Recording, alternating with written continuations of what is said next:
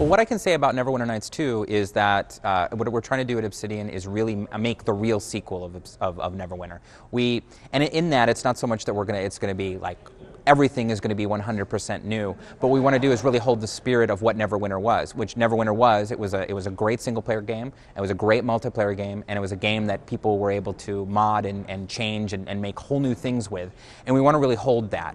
But we also know it needs to be a great game for 2006. So we're going to renovate the engine when it comes to graphics and all that kind of thing. But it's not so much that we want to make sure that it is going to be what Neverwinter was originally as well.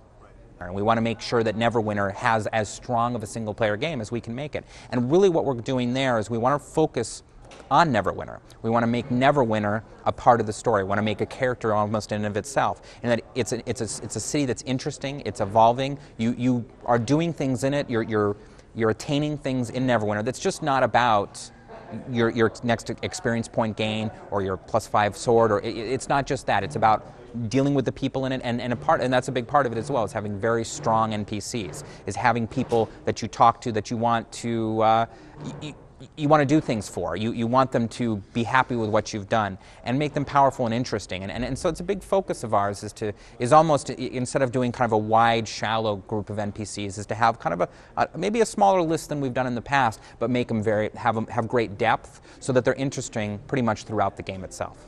Well, I think a real big aspect of Neverwinter Nights was multiplayer, and we actually, as a group, sort of myself, the producer, the lead artist, and lead designer, have all been playing the multiplayer again. We played it when it first came out, but we're playing it again because we want to look at what, we want to keep it fresh in our mind to make the changes that we need to really kind of make it easier to play. I think some of the aspects of multiplayer, like a lot of people tried it, but maybe not a lot of people kind of stuck with it, was because it sometimes always felt that since it was sort of fast-paced, people didn't get the chance to always do what all the characters had, their abilities could do. So you were kind of like, oh, I got the creature's dead, or like, oh, I could do that, oh, I'm dead. And so one of our really things is, look, we're looking at a lot of MMOs right now, and we're looking at a lot of other games of like, how do we pull those control structures and mechanisms into Neverwinter so that it's easier to control and you can feel like you have more ability to do the cool things that your player can do. One of the first things we decided when we were approaching Neverwinter was really to what kind of technology should be used.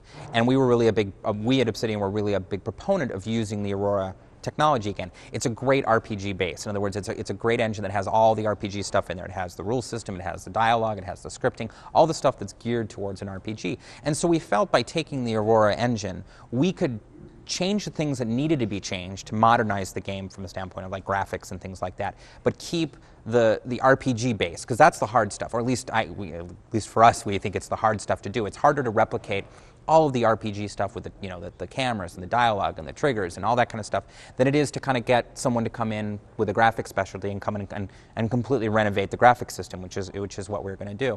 And also, we thought it was an important thing to do that as well, was because it meant that it was going to be easier for us to make Neverwinter 1 content compatible in Neverwinter 2. It's not that in Neverwinter 2 you're just going to be able to basically fire up the old Neverwinter campaign and play it exactly in Neverwinter 2, but it's going to make it a lot easier for the community to bring stuff over. And it's there's going to be an import function of some sort in the editor, and they'll be able to import their modules, and for the most part everything is going to come through because the dialogue is going to be the same, and or dialogue system is going to be expanded, but it's not going to break anything. Same with scripting and things like that. The only thing that'll really change is sort of how the graphics work, because that's really where we kind of have to break the way they did things to move it forward. And so while we're going to try to make it easy for things like creatures, they'll have some sort of analog so people can bring over a module that has creatures in it, but it might not be exactly the same creature, but at least it'll have a graphic associated with it.